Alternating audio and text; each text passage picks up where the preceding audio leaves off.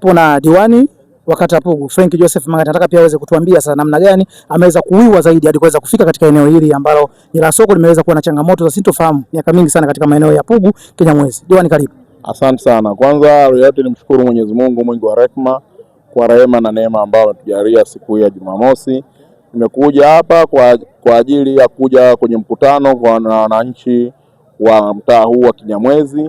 Baada ya mkutano tulifika katika eneo hili ambalo unaliona hapa. Wananchi siku nyingi walikuwa wanaomba wafanye biashara katika eneo hili la wazi, na kwa sababu eneo hili lipo Kinyamwezi na wananchi wanataka kufanya biashara eneo hili la Kinyamwezi, ili eneo hili lisipotee, basi wananchi hawa sasa watakwenda kufanya biashara katika eneo hili kama ambavyo walikuwa wanaomba, mpaka pale ambapo serikali itakuwa ina uhitaji wa kulitumia eneo hili kwa matumizi mengine.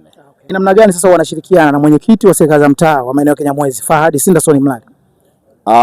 Cha kwanza, mimi niliwahi kukuambia siku moja, mimi nashirikiana vizuri na wenyeviti wote watano katika mtaa, katika kata hii ya Pugu.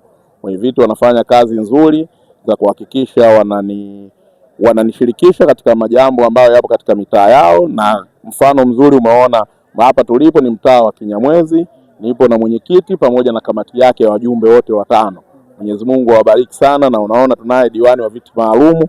Maana yake timu ya kiserikali tupo pamoja na tunashirikiana vizuri kuhakikisha tunawapelekea maendeleo wananchi wetu wa kata hii ya Pugu. Okay, Frank Joseph Mang'ati, shukrani sana kwa muda wako. Asante sana. Naam, huyo ni diwani wa kata ya Pugu, anakwenda kwa jina la Frank Joseph Mang'ati, naye ni miongoni mwa watu ambao wameweza kufika katika eneo hili la Pugu ya Kinyamwezi. Lakini kwa wewe mtazamaji wetu, unatakiwa kuendelea kufanya ni kuendelea kusubscribe channel yetu ili sasa uweze kuwa kwanza kuweza kupata taarifa zetu mbalimbali. Shukrani sana kwa muda wako. Bye bye.